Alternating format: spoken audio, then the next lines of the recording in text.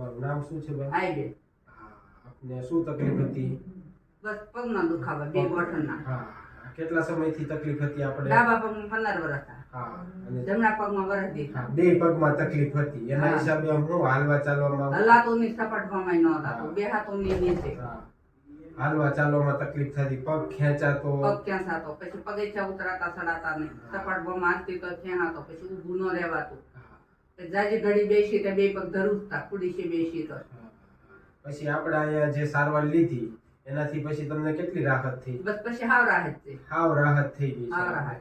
કેટલી વખત સારવાર લેવી પડી બા?